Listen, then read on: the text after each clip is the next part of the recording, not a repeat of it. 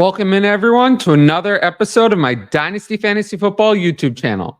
This time, we're covering Dynasty trades. But first, if you like what I'm doing here, make sure to like, comment, and most importantly, subscribe.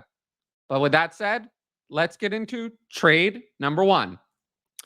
1 QB PPR, half tight end premium, 12 team, Zamir White or the 112. Just the fact that this type of return is even possibly available is mind-blowing to me.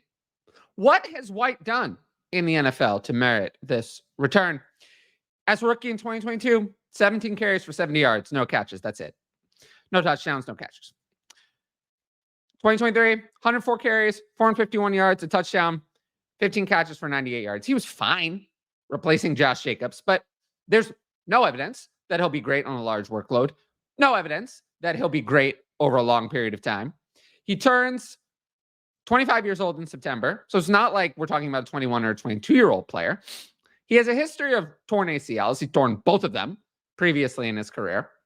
Never averaged more than 5.4 yards per carry in college, despite a smaller workload and playing at Georgia, which you would think a great team would have some efficiency at the running back position. Didn't see that. Has no burst whatsoever because of the 2 torn ACLs. Didn't show it during his testing. That caused him to fall to the 4th round of the draft. They signed Alexander Mattison, the Raiders, as White's backup. But I can't imagine that a backfield of a flop, Alexander Mattison, and an unproven starter, Zamir White, will prevent them from drafting a running back in the NFL draft. They have the 77th overall pick. I've seen a couple of mocks where they're in on Jalen Wright. I could easily see that. It's about the right range where Wright would go. It doesn't matter, though. Even if they pick nobody, 4th round pick, 3rd round pick, nobody at all, I would still take the 112 for Zamir White. You're talking probably a 1st round wide receiver, maybe a higher end running back prospect. This is an easy accept. Take it and run before it goes away. Next up, 12 teams, start 11. Superflex, 1.5 tight end premium. Trevor Lawrence or 225 first. I thought this was very interesting. Lawrence still carries immense value in Superflex League. So DLF Superflex ADP and all of this is with the rookies taken out to make it even. QB 12, 19th overall. KTC, QB 11, 23rd overall. For me, I actually have him the highest. QB 9, 15th overall. But it's all in the similar range. All in that 2nd round of startups. Now, I think it's very clear that Trevor Lawrence is the Jaguars franchise quarterback.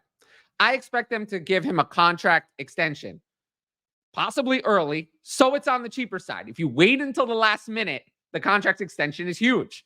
If you do it early, you can get a discount. I don't think there's any universe in which the Jaguars are moving on from Trevor Lawrence anytime soon. Yeah, he wasn't great in 2021 as a rookie under Urban Meyer, but he was solid in 2022 and 2023. 2022, 66.3% completion, 7 yards per attempt, 25 touchdowns, 8 interceptions, over 4,000 passing yards, 241.9 yards a game. 2023, slightly less accurate, slightly better yards per attempt, slightly more yards per game. But the difference was the touchdowns went down, the interceptions went up. However, I will say Trevor Lawrence has never been on the right side of touchdown regression, especially in 2023. He had, we'll look at it again here, 21 touchdowns and 4,016 yards. That's very unlikely. For a comparison, Baker Mayfield on the same yards per attempt, lower completion percentage, and lower yards per game had 7 more passing touchdowns. So the volume is there for improvement in the touchdown regression area. Additionally, I think people are looking at Lawrence's current weapons of Christian Kirk, Gabe Davis, Zay Jones, and Evan Ingram, and they're a little disappointed. That's not going to be Trevor Lawrence's weapons. They desperately, even after signing Gabe Davis, wanted to re-sign Calvin Ridley. The Titans just massively blew them out of the water. They couldn't do anything about that. I can absolutely guarantee that they're going to add a wide receiver. I think their first choices are trading for someone like Brandon Ayuk via the 17th overall pick or using the 17th overall pick on someone like Brian Thomas. They're not finished at wide receiver. They're going to add somebody major. So getting back to this trade, I think it's very fair. The 2025 quarterback class is very weak. There is no Caleb Williams. There is no Drake May. players a year out we knew would be top picks. They're not there.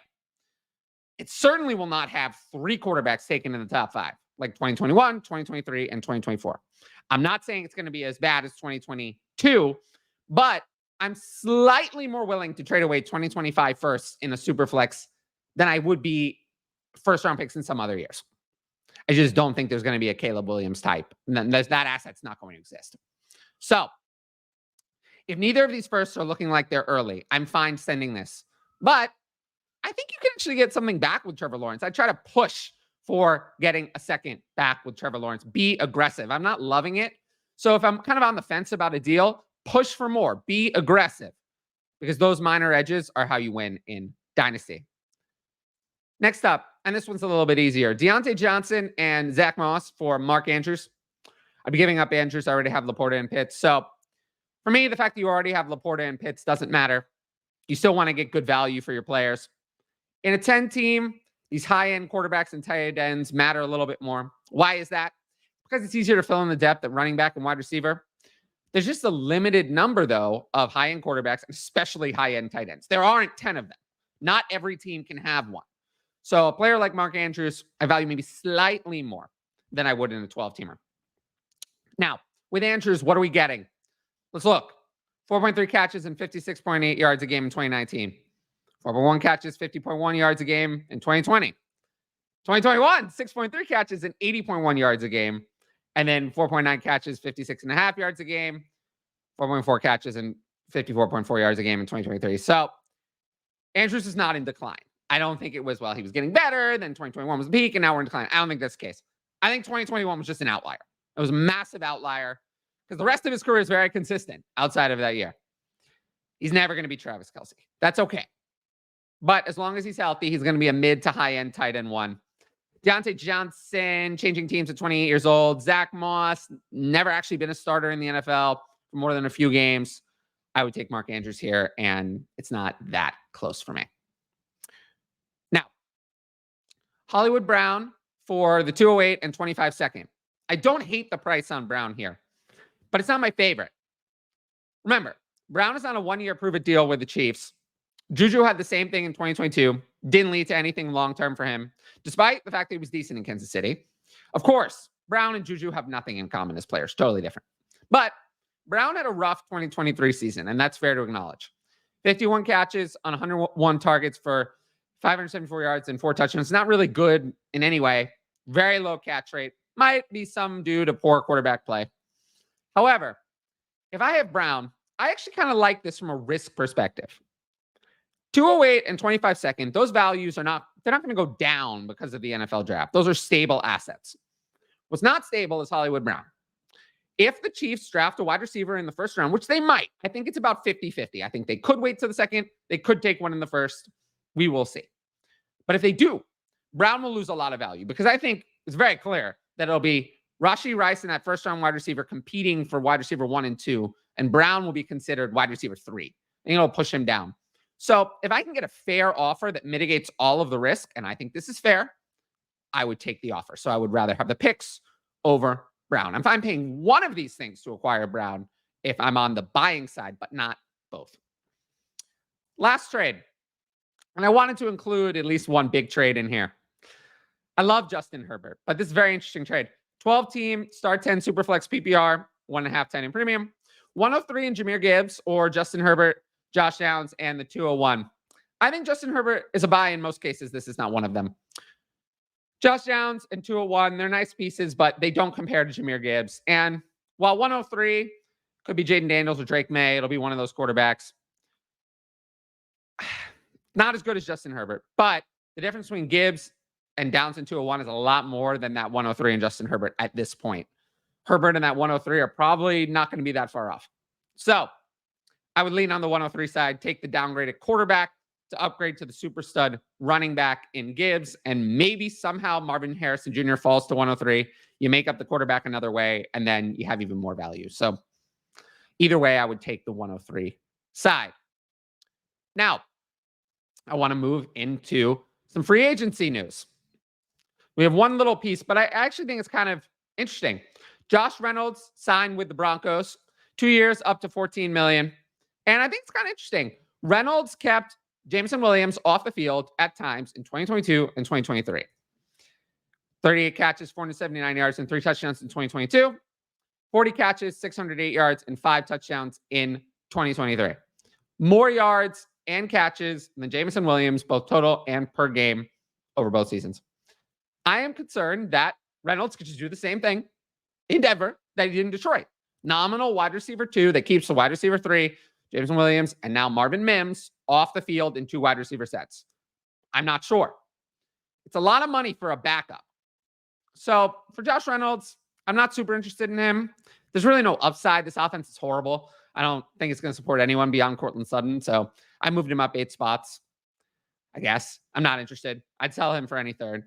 Mims, wide receiver 51, no change. If Mims is going to break out, Reynolds isn't going to stop him. But I've had Mims as a sell for a long time because I really don't think he's going to break out. He was really bad as a rookie. And we're just doing the same thing over and over again, except that Mims is not a first-round pick and doesn't have any of the upside that Jameson Williams had. So I'm even more concerned here. I'm just not a big fan of Mims. I was saying sell him for any second. I still say that. And hopefully people don't think too much of Josh Reynolds and you can still get that second for Mims. Now, I have a couple of Patreon questions. All of the trades came from the Patreon. So if you want to ask trade questions for future shows, you have to sign up for the Patreon at patreon.com/fantasyadvice. To ask advanced questions, I have a couple of them. Also, patreon.com/fantasyadvice. Only patrons get to ask advanced questions. Only patrons get to submit trades for the Dynasty trade shows. With that said, let's get into our first Patreon question.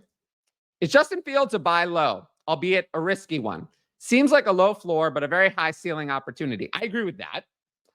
The question is, what can you buy him for? Here are some recent trades from the DLF Trade Finder. Fields and Jerry Jeudy for Will Levis, Fields for Baker Mayfield, and Fields and 301 for Deshaun Watson. Of these, I think the first trade is the most fair. I'd rather have Will Levis over Justin Fields, but Jerry Jeudy's not a bad asset. He at least is something. So I'm okay if I get that to take the risk on Fields. Fields' upside in fantasy is a lot more than Will Levis. And Levis is not guaranteed anything. If he's bad this year, he's not going to be the starter in 2025. As for the other two, I'd easily take Baker Mayfield. Baker Mayfield's contract says he's going to be a starter for 2 years, and I just would much rather have Mayfield over Fields. And then as for Watson, I really don't like Watson, but I think the value here is still on the Watson side. I'm not as excited about this one as the Mayfield deal. But Justin Fields might never be a starting quarterback again. He'll start games, but I don't know if he's ever going to be handed a week 1 starting job by another franchise. So low floor, high ceiling opportunity is a very good description. Last one. I have the 102, and Justin Herbert is one of my quarterbacks. Playing to take Marvin Harrison at 102. I assume that's a super flex. But if Neighbors lands on the Chargers, should I pick Neighbors instead for Zack? Absolutely not. Of course not. We take the most valuable players. I don't care about stacking. That does nothing to do with value. We take valuable players. I have Marvin Harrison Jr. clearly as wide receiver 1 over Malik Neighbors. I like Malik Neighbors, but Marvin Harrison Jr. is ahead. Landing spot's not going to change my mind. So, yeah, take Marvin Harrison Jr. at 102. This is an easy one, and don't overcomplicate it. Now, once again, I want to thank all of the patrons for giving me all the trades for this episode, giving me all the Patreon questions. I also want to thank everyone who's watched the video. And if you're here, make sure to like, comment, and most importantly, subscribe to the channel. And also hit that notifications bell so you can be notified about future content. Tell your friends about the channel. I really love what I'm building here. So all of your support helps make that happen. But until next time, thanks again for watching, and I'll see you all later. Peace out.